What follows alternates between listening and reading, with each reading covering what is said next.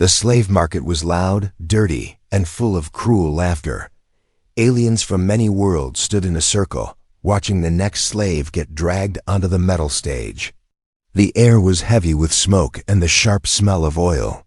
Chains rattled, and the crowd pushed closer. They were ready to buy, ready to own. The next slave was different. She walked slowly.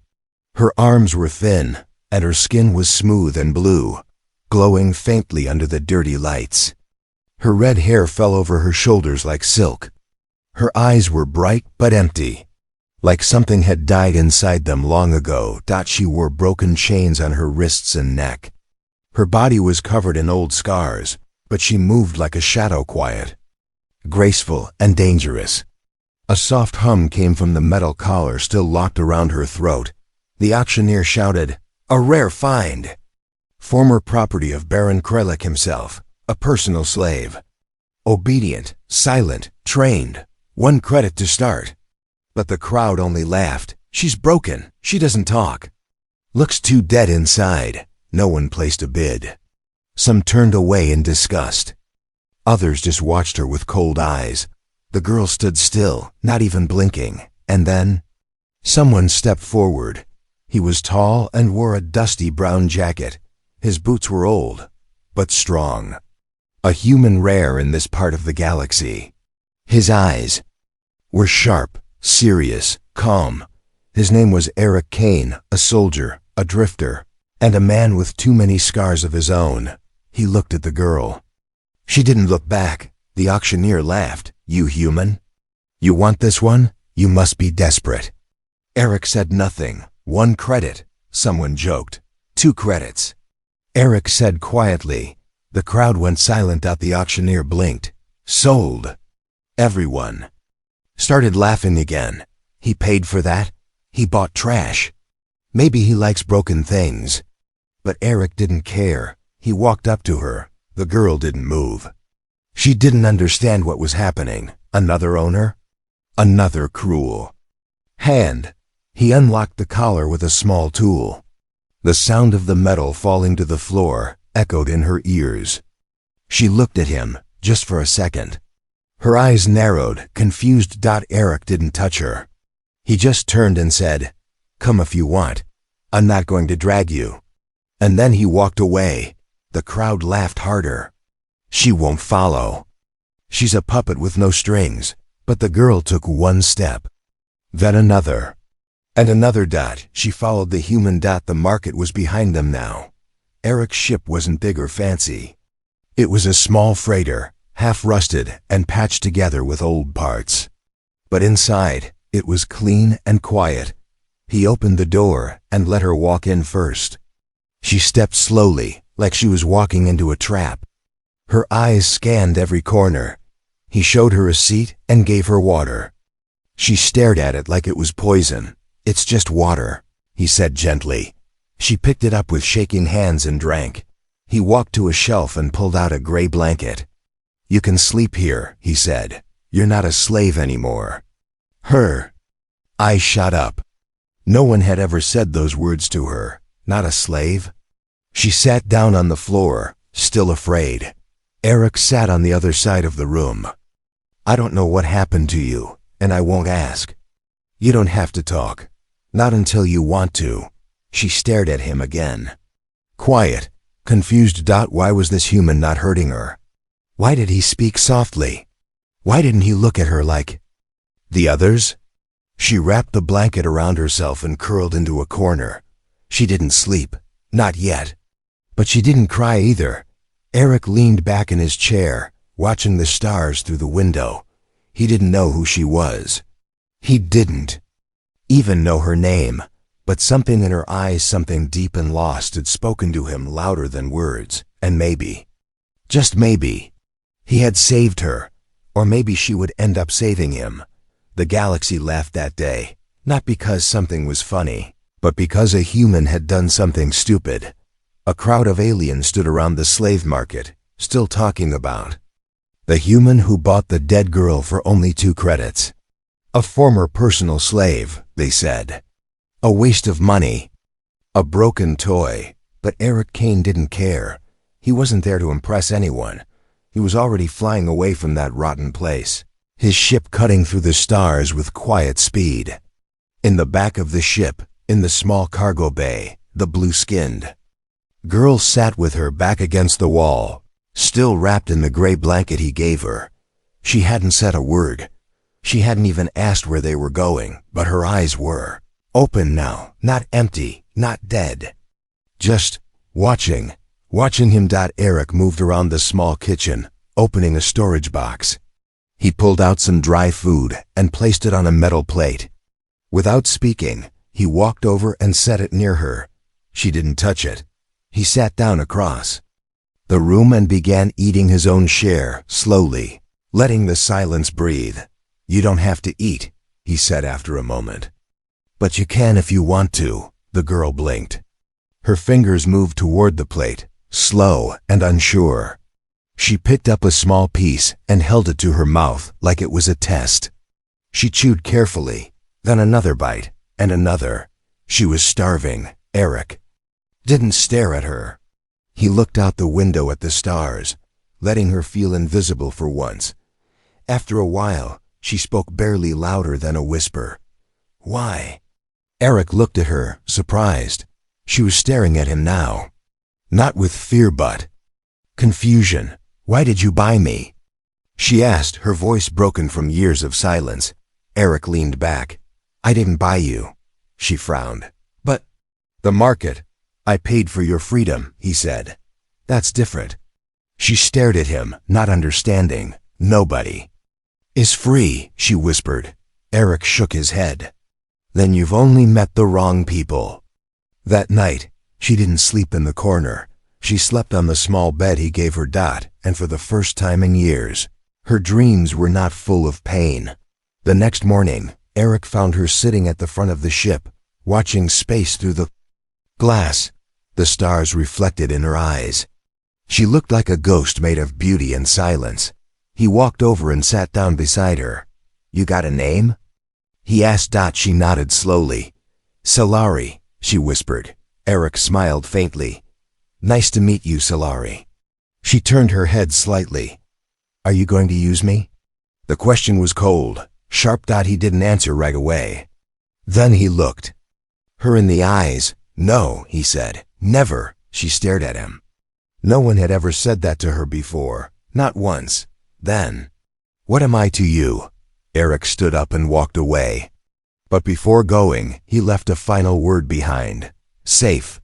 Back on the slave market planet, word was spreading. Baron Krylik's men had learned something dangerous. The human had taken her. The personal slave, the one who had seen too much. The one who had survived, and the Baron wanted her back. He didn't care about the human. But Solari, she was a secret he thought was buried. Now, she was flying free across the stars with a stranger who didn't see her as property, or tool, or object, but as a person. And that made her the most dangerous thing of all. She had forgotten what her own name sounded like. For years she was only called toy or thing. No one asked who she was. No one cared. Her name was erased, buried deep under chains, commands, and silence. But now, someone had spoken it. Solari, and when Eric said her name, it felt like a spark had lit inside her chest. She didn't know how to describe the feeling. It was small, soft, but it hurt. Not like a knife. More like waking up from a cold dream and remembering you were once warm. The ship floated quietly through deep space. Eric stood at the console, checking systems. Solari sat at the front, still wrapped in that gray blanket, her knees pulled to her chest. He spoke without looking. "There's a station nearby. We'll stop and get supplies." She said nothing. Then he added, "And real clothes." "If you want." Solari glanced down at herself. She was still wearing the thin rags from the market. Her body was covered in bruises. She felt like trash. "Clothes," she whispered. "Like yours?" Eric turned and smiled a little. "Something better, actually. Softer." She blinked. No one had ever offered her something better. Not ever. Later, at the small trading station, They walked side by side. Alien eyes followed them. Some stared in confusion, some in disgust. A human walking with a former pleasure slave? That wasn't normal, but Eric didn't stop. He didn't slow down. And when Solari hesitated, he gently said, "It's okay, just stay close." In a small clothing shop, he handed her a card and pointed to a row of outfits. "Pick what you like." She stood there frozen. I don't know what I like," he nodded. "Then try a few, you'll figure it out." She disappeared behind a curtain. For a long time, Eric waited, leaning against the wall. Other customers came and went. Some whispered. Some laughed. He didn't move. Then the curtain opened and she stepped out. She wore a simple black jacket, soft brown pants, and boots that actually fit. Her red hair was brushed. The bruises on her face still showed, but her posture had changed. She looked less like a shadow, and more like a person. Eric looked at her and nodded once. "Looks good." She looked at him carefully. "I feel strange." Strange good or strange bad? She tilted her head, like, "I'm not supposed to be comfortable." Eric shrugged. "Maybe you are. You just forgot." Back on the ship, she stood in front of a mirror. Her hand slowly touched her own face. "Solari," she whispered again. Her real voice. Her real name. It felt right. And it hurt. Tears ran down her cheeks before she could stop them. She hated crying. It made her feel weak. But Eric didn't say anything when he saw. He just stood at the doorway, not stepping closer. "Do you want to talk?" he asked softly. She wiped her face and turned away. "No, not yet." "That's okay," he said. "Take your time." She nodded, her hands shaking slightly. "Thank you," she said. And she meant it. Not just for the clothes, not just for the food, but for something deeper, for letting her be a name again. Far away, Baron Krylek was no longer laughing. He stared at a screen showing her picture. The one that was supposed to be deleted. The one she had no right to survive from. "She's alive," he growled. A guard stepped forward. "Shall we send hunters?" Krylek's eyes burned. "Yes. And bring the human too. I want him to see what happens to thieves." But the human didn't steal her.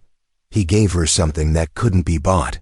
A name, a voice, a choice, and soon. She would have to use all of them to face the past. Space was quiet, but Solari's heart was not. Even as the stars drifted calmly outside the window, something inside her felt heavy, like a warning, a soft alarm deep in her bones. Something old, something familiar. She didn't tell Eric, not yet. He had given her safety, food, clothes, even her name back. But there were things she had never spoken, things too dark, too dangerous. If she told him everything, would he still look at her the same way? Would he still call her Solari? Or would she just be the Baron's slave again? They landed on a quiet green moon to rest and refuel. Eric was outside, checking the engines. Solari stayed inside the ship, sitting by the window. Her fingers touched the scar on her neck, the place where her slave collar had burned into her skin. She closed her eyes. That place, that room, the Baron's cold hands. She shook her head hard, trying to forget. But shadows always return when you try to run from them. Outside, Eric noticed something strange, footprints in the dust. Not his, not hers. He grabbed his weapon and stepped back slowly. He turned toward the ship just in time to see a shadowy figure slipping inside. Solari looked up. The door had opened. She stood quickly. Her eyes widened in shock. Standing at the entrance was Tarak, the Baron's favorite enforcer. A tall, gray-skinned brute with glowing red eyes and long metal arms. She knew those hands. They had beaten her, dragged her, owned her. "Hello, little pet," he said, grinning. Her knees went weak. Her mouth opened, but no words came. Tarak stepped forward. "The Baron sends his regards. He wants his toy back." But Solari was not the same. She wasn't wearing chains, she wasn't kneeling, and she wasn't alone. Eric entered, fast blaster in hand. "Step away from her," he said. Torak turned, laughing. "You, a human?" Eric didn't blink. "She's not going with you. She doesn't belong to you," Torak growled. "She doesn't belong to anyone," Eric said. Torak's smile faded. He rushed forward like a beast, but Eric was ready. They clashed in the middle of the ship, weapons sparking, fists slamming against metal. Solari ducked as debris fell. She wanted to scream, but something inside her had changed. She grabbed a metal rod from the wall and ran toward the fight. Torak knocked Eric to the ground and raised his arm to crush him. That's when Solari struck, straight to the back of Torak's head. He roared and turned, stunned that she would fight. "Stay down!" He yelled, but she didn't. She hit him again and again until he collapsed, until he wasn't a shadow anymore, just a broken piece of her past. Breathing hard, she dropped the rod. Eric stood slowly, staring at her. "Are you okay?" She nodded. "He used to beat me. I thought I was weak, but I'm not." Eric looked at her, not with pity, but with respect. "You saved my life," he said. She smiled, just a little. "You gave me mine back." They threw Torak off the ship and took off fast. The moon disappeared behind them. Solari stood in the control room, watching the stars again. But now, her reflection in the glass looked different. Not a slave, not a toy, not a pet, just Solari, a woman with fire in her blood and courage in her bones. And for the first time, she believed it. But deep in the void, Baron Krylek received a message. Torak had failed. His eyes glowed with rage. "Prepare the hunters," he said coldly. "This is not over." Fire was in her heart, now. Not fear, not pain. Fire. SSA, Eliar. I had once been a slave who looked at the floor, never daring to raise her eyes. But now she was standing at the front of the ship, her hands gripping the controls, her face lit by stars. And determination. She was no longer hiding. She was ready. Eric lay in the medical bunk, his chest wrapped in white bandages. The fight with Torak had left him bruised and bleeding. But his eyes were open, watching her. "You're flying," he whispered with a weak smile. Solari nodded.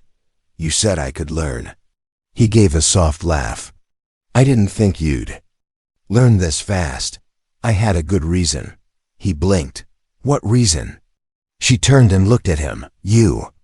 Behind them, deep in space, a black warship was closing in. The Baron had sent his hunters, fast, ruthless machines with no souls. They didn't stop. They didn't speak. They only chased. And they were catching up. Alarms beeped on the screen. 3 ships, full speed, Solari said calmly. Eric tried to stand. "We can't outrun them forever." She gently pushed him back. "Let me handle it. You're not a soldier." "No," she said. "But I've lived with monsters. I know how they think." The ship shook as the first blast hit their shields.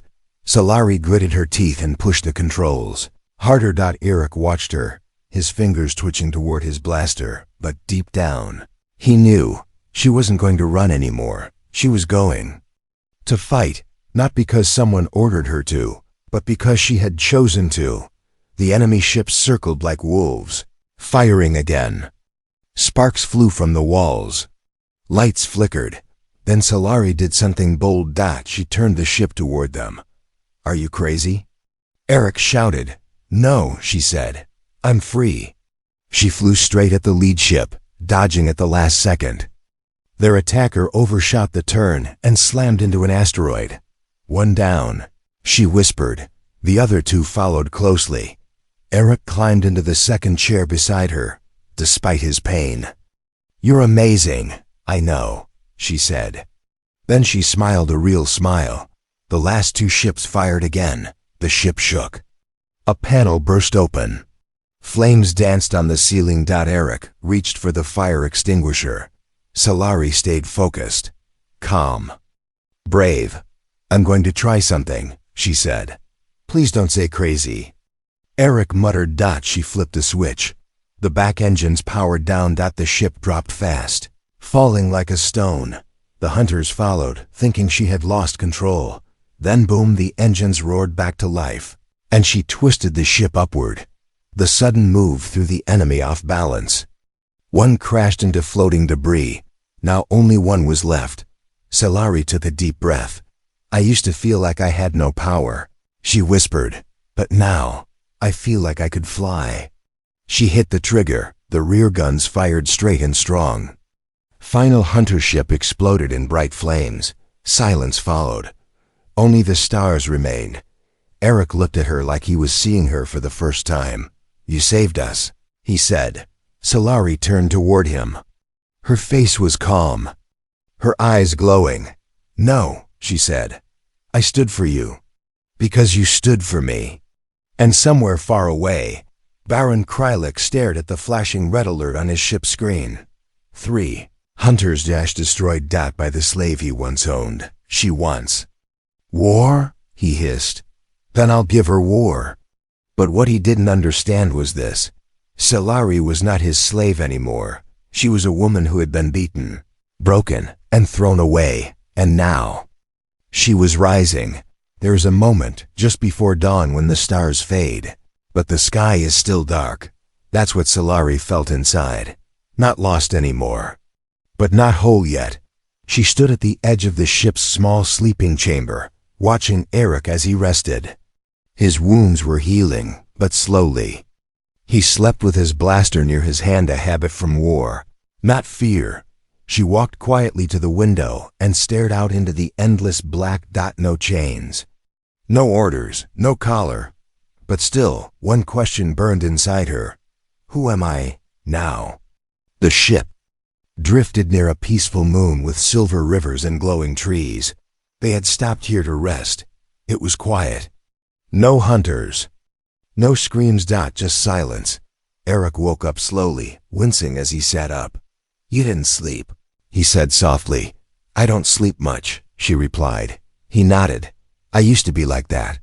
She sat down beside him. Can I ask something? Anything. Solari looked down at her hands. Do you see me as one of them? The ones who were sold? Owned? Eric shook his head. No, I never did. Then what am I to you?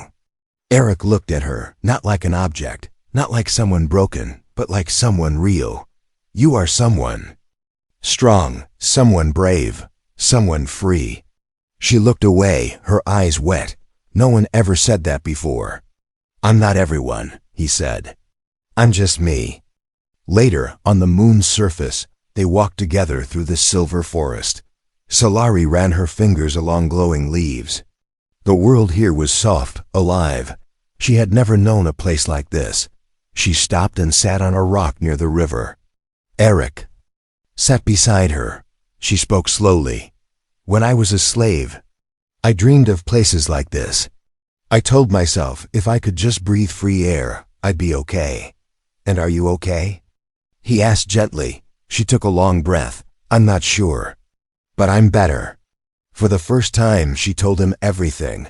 Not just the pain, not just the chains, but the quiet loneliness. The nights when she wished she would disappear. The shame of being touched and treated like nothing. The emptiness of being someone else's property. Eric didn't interrupt. He listened. When she was done, she said, I thought you'd look at me differently, he replied. I do. She froze. I look at you with respect, he added. Her heart beat faster. Not from fear, but from something warmer, softer, something she never thought she would feel again. Back on the ship, Eric handed her a small metal box. She opened it slowly. Inside was a chain, a new one, but not for her neck or wrists. It was a necklace. A small pendant with her name carved into it. Saelari. Her hands shook as she held it. I had it made on the last station, Eric said. I thought, maybe you should have something that's yours. Not stolen, not forced. She whispered, it's beautiful. It's yours. That night, they sat together under the stars. She leaned her head on his shoulder. He didn't move, didn't speak, because in that moment, there was nothing broken between them. No chains, no titles, no fear. just two souls learning to be whole. Again, but across the galaxy. Darkness moved. Baron Krylek now traveled in a massive war cruiser, surrounded by weapons and monsters. "She remembers too much," he said. "She was never supposed to survive." He raised a glass of black wine. "Bring her to me, and burn the human." But Krylek had already lost something he couldn't take. Back Kalan Control. Because Solari was no longer his slave, she was no longer just someone who escaped. She was more than a slave, more than a survivor. She was finally becoming herself. She stood in front of the mirror, holding the necklace he gave her. Her name, Solari, was carved into the pendant. Real, solid, hers. For a long time, she had been nothing. No voice, no freedom, no future.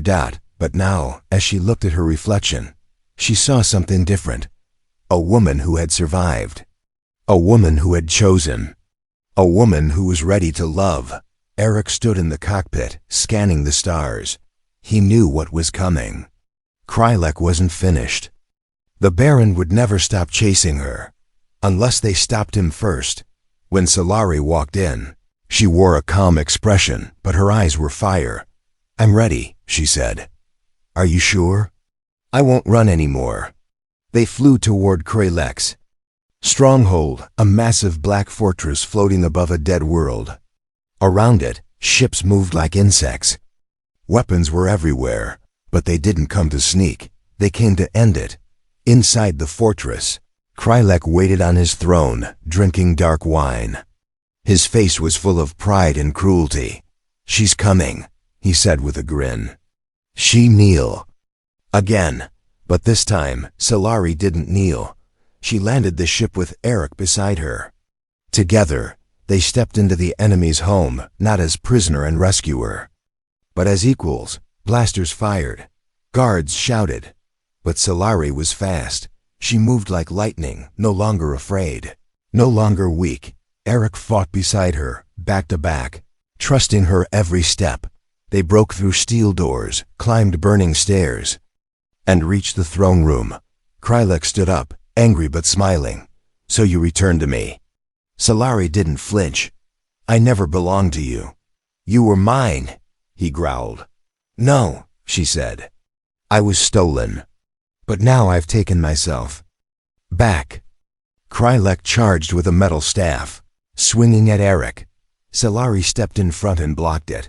She fought the Baron herself, blow after blow.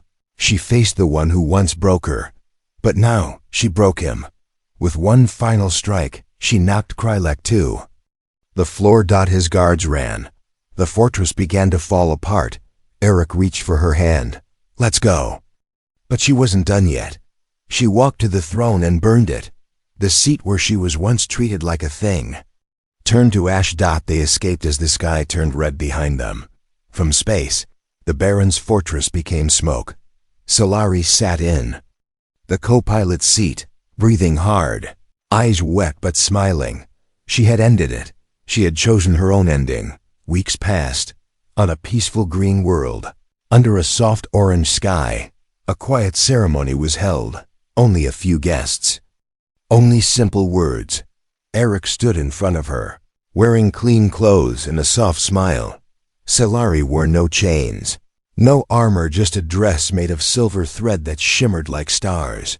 The man who once freed her now looked at her not with pity, but with love. And when he said, "Will you be my wife?" she didn't hesitate. "Yes," she whispered. "Not because I owe you, not because I need you, but because I choose you." She was not his slave. She was not his prize. She was his partner, his wife, his equal.